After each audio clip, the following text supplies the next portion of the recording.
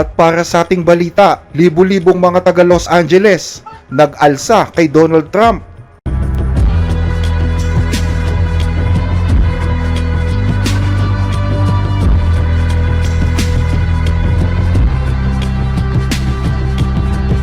Isang kakaibang hakbang ang inilatag kagabi ni Pangulong Donald Trump ng US nang ipag-utos niya ang pagde-deploy ng mga tropang Amerikano mismo sa kanyang bansa.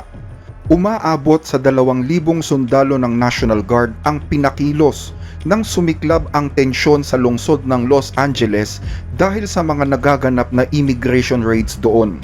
Nagsimula ang karahasan nang hindi napigilang magharap ang mga demonstrador at ang mga opisyal ng gobyerno. Nagmistulang isang battlefield ang mga kalsada sa LA. Sa kabilang panig ay makikita ang mga pulis at mga border patrol officers habang pinagmamasdan ang mga nagpoprotesta na nasa kabilang panig. It looks like a war zone over here, guys. Nagkalat ang mga pushcarts at mga apoy sa gitna ng kalsada para barahan ito. Nagkalat din ang mga paleta ng mga konkretong bloke para gumawa ng pansamantalang harang. Sa pangalawang araw ng demonstrasyon, patuloy umano na lumalala ang sitwasyon nang dumating ang mga opisyal ng Customs at Immigration sa southern suburb ng Los Angeles suot ang mga tactical gear. Lumakad pasulong ang mga opisyales habang itinutulak ang mga nagpoprotesta na halos maapakan na ang iba na nakabulagta sa kalye. Makikita sa video ang mga agents na nakahilera sa lugar na ito habang naghahagis ng mga flashbang grenades at dala ang kanilang mga armas. Ilan din sa mga sasakyan ng mga border patrols ang umalis sa lugar pero inatake sila ng mga nagpoprotesta. Pinagbabato ng ilang mga nagpoprotesta ang mga windscreen ng mga sasakyang ito habang mabilis na dumadaan.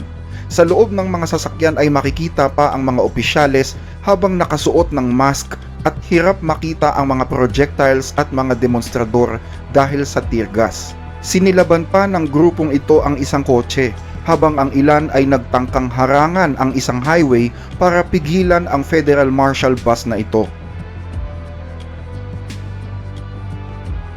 Nagsisigawan din ang mga tao para hilingin ang pagpapalaya sa mga inarestong kababayan. We're heartbroken. It's very unbelievable to see all this. Never thought it was going to happen in our own neighborhood. Ang mga raids na ito ay bahagi pa rin ng immigration crackdown ni Pangulong Donald Trump, kung saan pilit na inaaresto ng mga ICE agents ang mga undocumented migrants, isang hakbang na nakakapagpagalit naman sa maraming mga taga Los Angeles.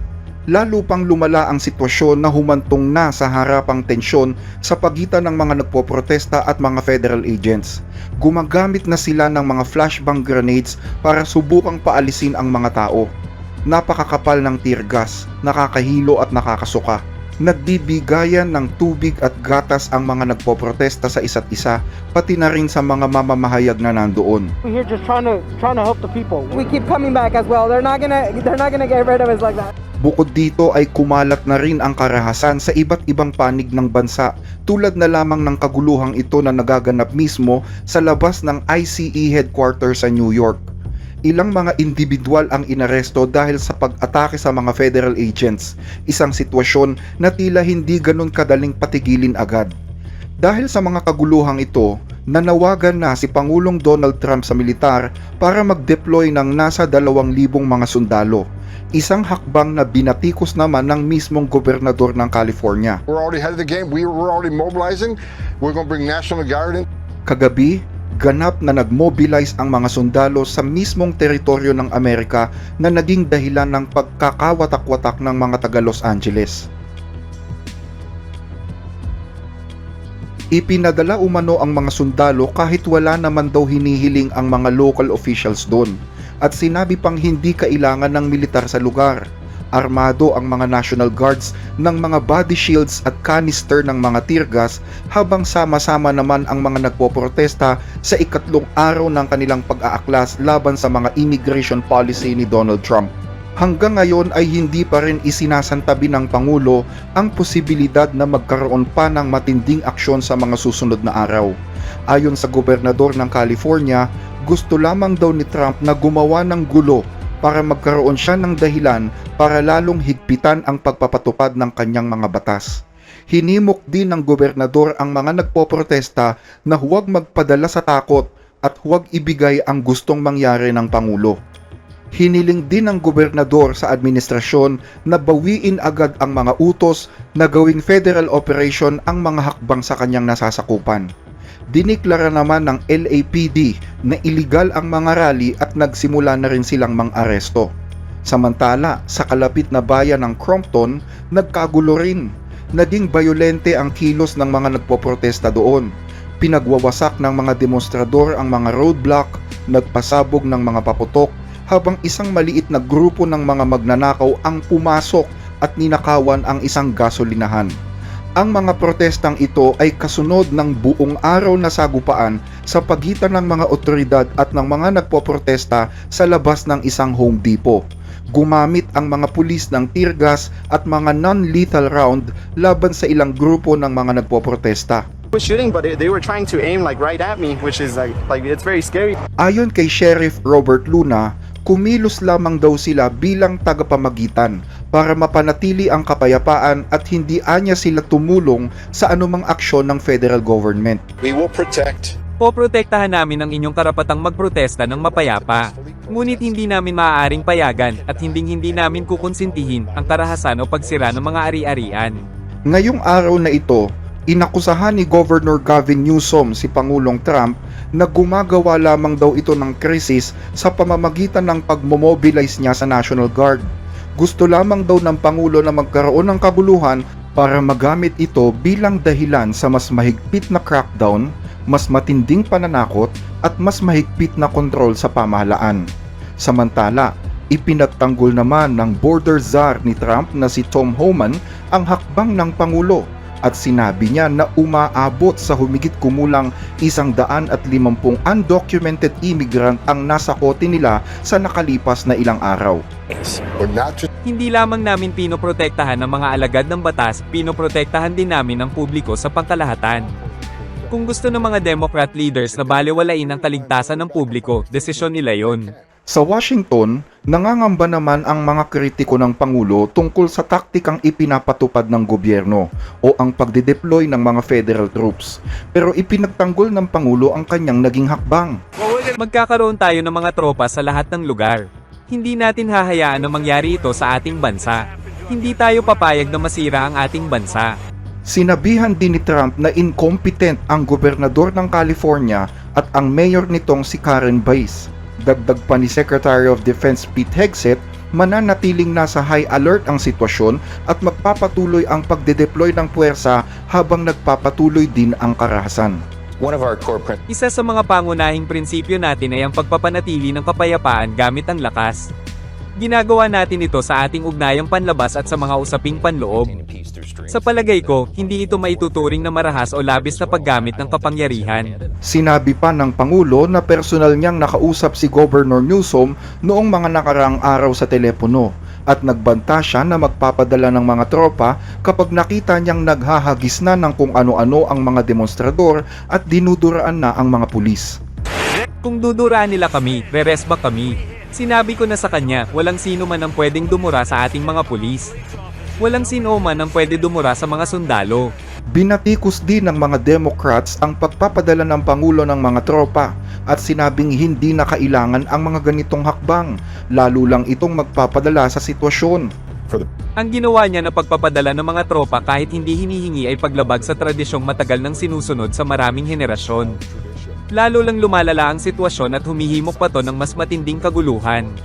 Hanggang ngayon ay hindi pa rin daw isinasantabi ng Pangulo ang posibilidad na gamitin ang tinatawag na Insurrection Act. Bihirang gamitin ang batas na ito at kung gagamitin ito ni Trump, mas lalo pa daw nitong palalalimin ang sitwasyon. Ang Insurrection Act ay isang batas noong ika-18 siglo na nagbibigay kapangyarihan sa Pangulo ng Amerika na magpadala ng puwersang militar sa loob ng US kapag may nagaganap na rebelyon. Sa ngayon, hindi pa ito ginagamit ng Pangulo. Sa halip ay gumagamit siya ng ibang batas na nagbibigay daan sa Pangulo na gawing federal ang mga tropa ng National Guard sa ilalim ng ilang mga sitwasyon. Gayunman, marami daw isyong legal ang pwedeng kaharapin ng paggamit nito.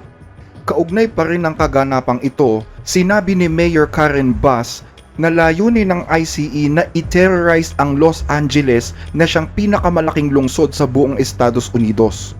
Ayon sa White House, zero tolerance ang administrasyon pagdating sa anumang kriminal na gawain at karahasan, lalo na kung ginagawa lamang daw ng mga alagad ng batas ang kanilang tungkulin. Sinabi din nila na agad aarestuhin ang mga kriminal na ito at papapanagutin. Sisiguraduhin anya ng Pangulo na ganap na ipapatupad ang mga batas ng Estados Unidos.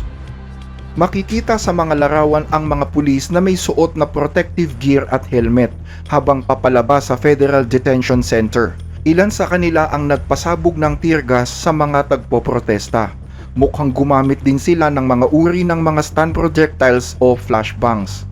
Nangyari ito matapos maglabas ang LAPD ng dispersal order sa ilang bahagi ng lungsod.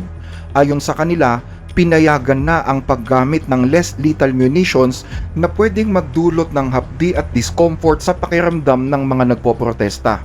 Makikita rin ang pag-atras ng ilang mga nagpoprotesta habang bumubuo naman ng linya ang mga pulis at nagmamarcha pababa sa gitna ng kalsada. Patuloy ang pagsabog ng mga flashbangs para maitaboy ang mga tao at makagawa ng cordon sa lugar. Gumamit pa ng karagdagang tear gas at flashbang projectiles ang mga autoridad. Ayon sa mga pulis, ilang mga tao na ang naaresto dahil sa hindi pagsunod sa utos na umalis kahit ilang ulit na silang sinabihang umalis. Nag-post din si Pangulong Trump sa kanyang Truth Social platform at sinabi niya na magaling ang ginawa ng National Guard sa Los Angeles pagkatapos ng 2 araw na kaharasan, mga sagupaan at kaguluhan doon. Mayroon din daw diyang isang gobernador at mayor na walang silbi na kung titingnan ay hindi daw maayos na hinandle ang nakaraang sunog at ngayon naman ay napakabagal ng aksyon sa mga krisis. Kumpleto na daw ang federal permission pero wala pa rin silang kakayahang aksyonan ang sitwasyon. Ayon pa kay Trump, ang mga protesta ng mga radical left na pinangungunuhan ng mga sulsol at madalas ay mga bayarang manggugulo ay hindi daw papayagan. At idinagdag pa na simula ngayon, hindi na papayagang magsuot ng mask ang mga nagpoprotesta. Ano daw ang itinatago ng mga taong ito at bakit sila nakasuot ng mask? Muli ring nagpasalamat si Pangulong Trump sa National Guard sa kanilang mahusay na trabaho. Samantala, ibinahagi naman ng isang nagpoprotesta ang dahilan kung bakit sila humantong sa ganitong sitwasyon. Ang layunin namin ay iparating sa kanila ng mapayapa na huwag nilang dalhin ang mga kababayan namin. Narinig namin, kumalat na sa mga balita na pumunta na ang ICE sa mga bayan namin. Nandito lang kami, namumuhay, nagtatrabaho. Pumunta sila sa Home Depot, isang lugar na alam naman nilang may mga taong undocumented. Kaya kami, bilang komunidad, ay nagpunta rito para subukang magdala ng kapayapaan para hindi maghiwa-hiwalay ang mga pamilya. At ano ang ginawa nila? Bigla na lang nila kaming inatake. Nandoon kami ng mapayapa, pero bigla na lang silang naghagis ng mga bomba sa amin. Kaya nagsama-sama kami sa kabilang panig para pigilan ang bus na parating na may sakay na mga pulis. Sa halip na sabihin sa amin ng maayos na umurong, bigla na lang nila kaming inisprayan ng pepper spray. Maraming kababaihan doon ang tinamaan ng pepper spray. Hindi lamang ang LA, kundi karamihan ng mga lugar sa California ay itinuturing ng mga immigrant na santuaryo. Ibig sabihin, hindi kailangan ng mga local authorities doon na makipagtulungan sa mga federal officials ng immigration. Halimbawa, kung ang isang undocumented immigrant ay nahuling nagnanakaw sa tindahan, kapag nakalaya siya sa bilangguan, hindi dapat sabihin ng mga local officials dito sa Immigration and Customs Enforcement na pwede na nilang dakpin at i-deport ang nasabing akusado. Ganito din ang kadalasang nangyayari sa maraming lugar sa Texas. Pero nitong mga nakarang araw, napansin ng mga communities doon na tila hindi na ito nasusunod. At sa halip ay nakikita nilang nauutusan na ang mga local police na makipagtulungan sa mga federal officials ng Immigration and Customs. Hanggang dito ang ating mga balita. Regular naming binabasa ang inyong mga comment, kaya huwag mag-atubiling i-share ang inyong opinion sa mga napapanahong issue. Maraming salamat po sa inyong pakikinig.